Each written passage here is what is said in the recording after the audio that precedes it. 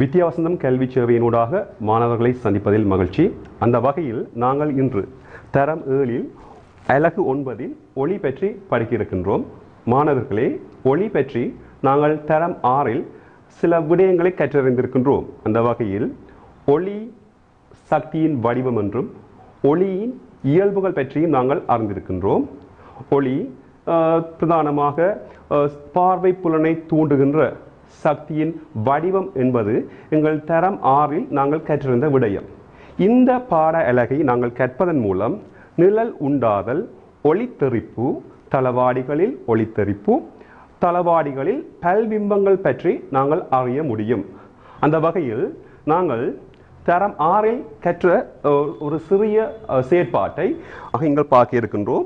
பாருங்கள், மரப்பலகை எடுக்கப்படுகின்றது. இந்த மரப்பலகையினோடு கண்ணாடி போன்றவை எடுக்கப்படுகின்றது. இந்த கண்ணாடியை கொண்டு ஜன்னலினூடாக ஒளியை திசைமுகப்படுத்தி கண்ணாடியை நாங்கள் இங்கு வைக்கின்றோம். அதனை போன்று மரப்பலகையை நாங்கள் இங்கு வைக்கின்றோம்.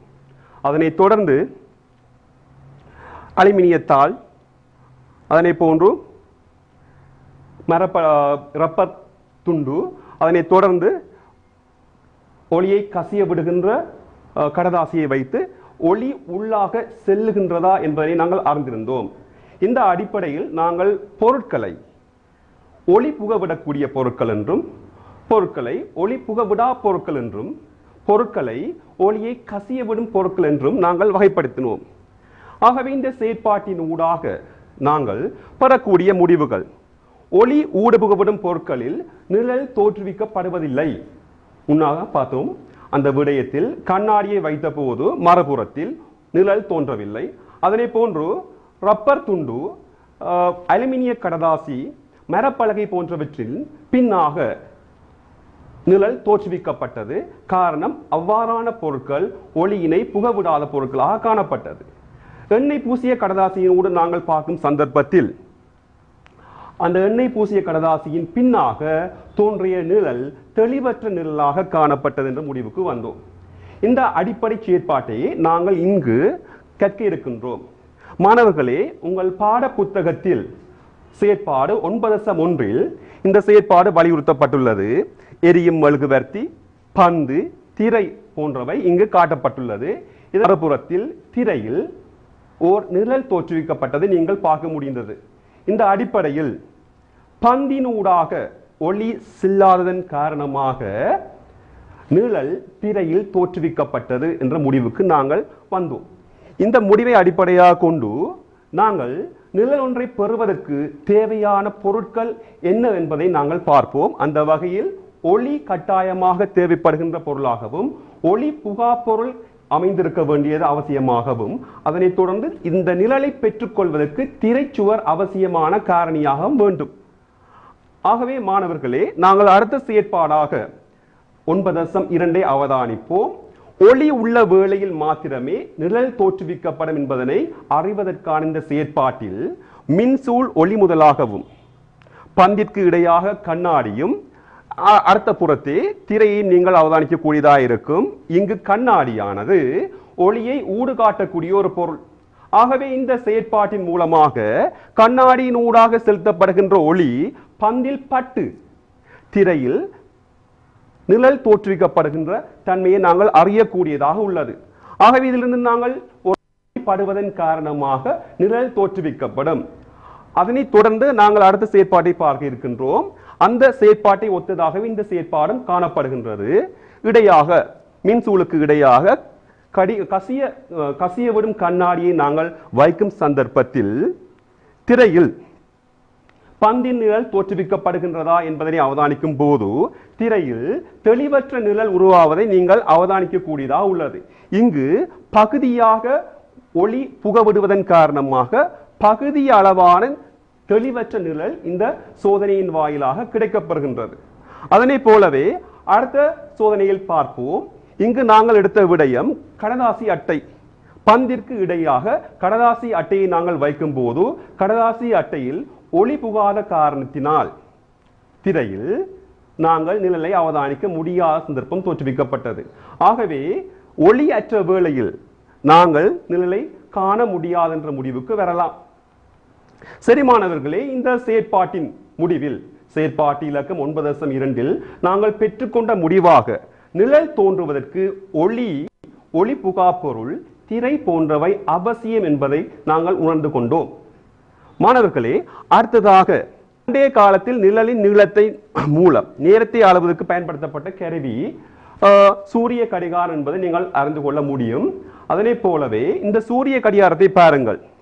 இந்த சூரிய கடிகாரத்தில் பொருளொன்றின் ஒளிப்படும் அளவு, திசை என்பவற்றுக்கு ஏற்றவாறு நிழலின் நீளமும் திசையும் வேறுபடுவதும் அடிப்படையாக கொண்டு சூரிய கடிகாரம் என்பது பண்டைய காலத்தில் நேரத்தை அளவிட பயன்படுத்தப்பட்ட ஒரு சாதனம். அந்த சாதனத்தில் ஒளிப்படும் அளவு, திசை என்பவற்றுக்கு ஏற்றவாறு நேரம் அளவிடப்பட்டது.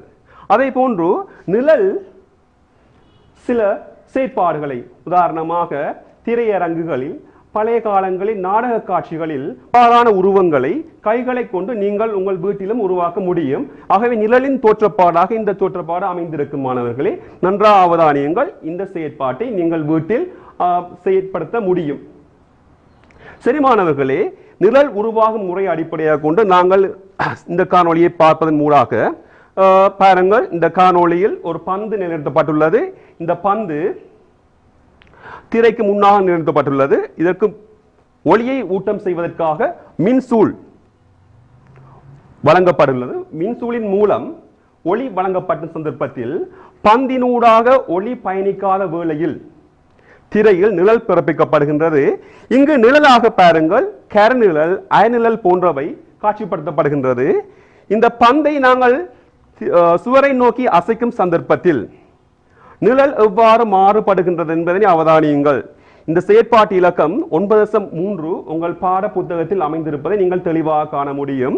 ஆரம்பத்தில் மின்சூலும் அதனைத் தொடர்ந்து பந்தும் இங்கு காட்சிப்படுத்தப்பட்டது.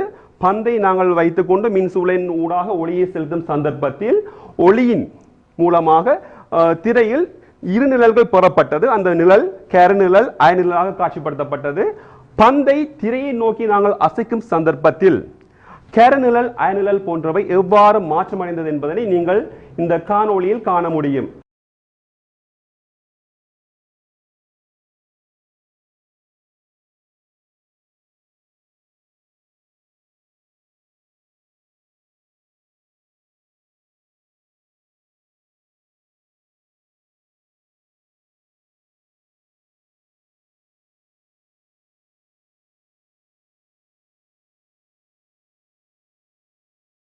இதிலிருந்து நீங்கள் இரு சந்தர்ப்பங்களை உற்று நோக்குங்கள்.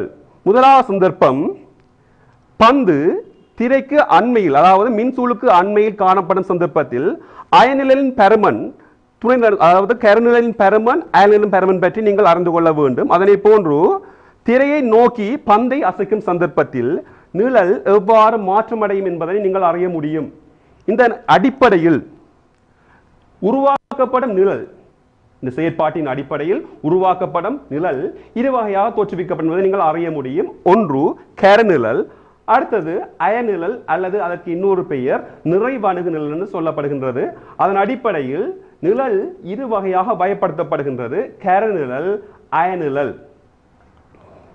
இந்த செயற்பாட்டை மேலும் துரிதமாகவும் செம்மையாகவும் நாங்கள் அவதானிக்க மின்சூலின் மூடியில் இரு வேறுபட்ட கடதாசிகளை, நிறக்கடதாசிகளை, நீல நிற கடதாசியும் சிவப்பு நிற கடதாசிகளையும் வைத்து ஒளியை நாங்கள் செலுத்தும் சந்தர்ப்பத்தில் கருநிழலை சூழ அயநிழல் உருவாகின்றது. அந்த உருவாகும் அயநிழலானது சிவப்பு நீளமாக காட்சிப்படுத்தப்படுவதை நீங்கள் அவதானிக்க முடியும்.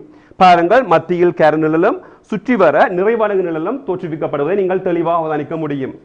இந்த செயற்பாட்டின் மூலமாக நாங்கள் எங்கள் அன்றாட வாழ்க்கையில் இவ்வாறான வினாக்கள் எழுப்பப்படும் சந்தர்ப்பத்தில் கருநிழல், அயநிழல் எவ்வாறு தோற்றுவிக்கப்படும் என்பதனை நீங்கள் கேள்வியாக கேட்கப்படும் சந்தர்ப்பத்தில் நீங்கள் இவ்வாறான விடையை அளிக்கக்கூடியதாக இருக்க வேண்டும். சூரிய கிரகணம், சந்திர கிரகணத்தின் மூலமாக நாங்கள் கருநிழல், அயநிழல் தோற்றப்பாட்டை இயற்கையில் நாங்கள் அறிந்து கொள்ள முடியும். அந்த வகையில் இடைவெளியின் முன்னராக கற்ற விடயத்தின் சாராம்சத்தை சற்று நோக்குவோம். ஒளி புகவிடா பொருட்களில் நிழல் தோற்றுவிக்கப்படும் என்பதை கற்றோம். அதே போன்று நிழல் தோன்றுவதற்கு ஒளி புகா பொருள், திரை போன்றவை அவசியமாகும் என்ற விடயத்தையும் கற்றோம். அதே போன்று பண்டைய காலத்தின் நிழலை கொண்டு நேரம் அளவிடப்பட்டது என்பதையும் நாங்கள் சூரிய கடிகாரத்தின் பயன்பாட்டின் மூலமாக அறிந்து கொண்டோம். சரி மாணவர்களே, அடுத்ததாக நாங்கள் பார்க்க இருக்கும் விடயம் ஒளியின் இயல்புகள். ஒளியின் இயல்புகளை பற்றி தரம் 6 நாங்கள் அறிந்த பல விடயங்கள் உண்டு. அந்த வகையில் பிரதானமாக 3 விடயங்களை நாங்கள் இங்கு பார்க்க இருக்கின்றோம். அந்த வகையில் ஒளி நேர்கோட்டில் பயணிக்கும், ஒளி தெறிப்படையும், ஒளி முறிவடையும்.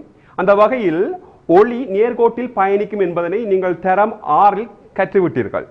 இன்று நாங்கள் கற்க இருக்கும் விடயம் ஒளி தெறிப்பு. ஒளி தெறிப்பு என்பது ஒளி ஊடகத்தினூடாக ஒளிக்கற்றை ஒன்று செல்லும் சந்தர்ப்பத்தில் தள மேற்பரப்பில் பட்டு அதே ஊடகத்தினூடாக வேறொரு திசையில் பயணித்தல் ஒளி தெறிப்பு என வரையறுக்கப்படுகின்றது. அந்த வகையில் நாங்கள் கற்க இருக்கும் விடயத்தின் அடிப்படையில் பாருங்கள். இங்கு அடுத்ததாக கற்க இருக்கும் விடயம் தளவாடியில் தோன்றும் பிம்பங்கள். தளவாடியில் தோன்றும் பிம்பங்களை அறிய முன்னர் தளவாடியில் காணப்படுகின்ற பகுதிகளை சற்று உற்று நோக்குவோம். தளவாடியின் மேற்பரப்பு, தளவாடியின் பின்னாக ரச மேற்பரப்பு காணப்படுவதனையும், ரச மேற்பரப்பின் மூலமாகவே முன்னர் காட்டப்பட்டுள்ள பகுதியில் மேற்பரப்பு, அதாவது தெறி மேற்பரப்பாக பயன்படுத்தப்படும் என்பதை நாங்கள் அறிவோம். அந்த வகையில் தளவாடியில் எவ்வாறு ஒளித்தெறிப்பு இடம்பெறுகின்றது, எவ்வாறு பிம்பம் உருவாக்கப்படுகின்றது என்பதனை நாங்கள் காணொளியினூடாக அவதானிப்போம். இந்த காணொளியை பாருங்கள். தளவாடியின் முன்னாக ஒரு எரியும் மெழுகுவர்த்தி நிலைநிறுத்தப்படுகின்றது. இந்த எரியும் மெழுகுவர்த்தி முன்னும் பின்னாக அசைக்கப்படுவதை நீங்கள் அவதானிக்கக்கூடியதாக இருக்கின்றது. இந்த நிலையில் தளவாடியின் பின்னாக பிம்பம் உருவாக்கப்படுவதை உங்களால் அவதானிக்கக்கூடியதாக இருக்கின்றது.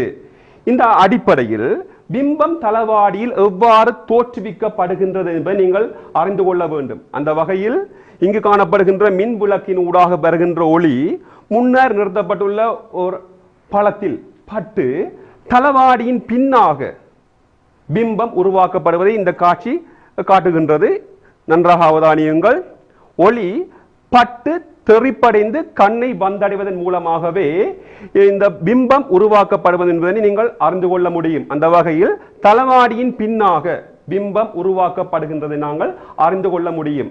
இந்த பிம்பத்தின் நிலையை நாங்கள் அறியும் சந்தர்ப்பத்தில் இந்த செயற்பாட்டின் ஊடாக பிம்பம் எவ்வாறு உருவாக்கப்படுகின்றது, அந்த பிம்பத்தில் காணப்படுகின்ற இயல்புகளை நாங்கள் அறிந்து கொள்ள வேண்டும்.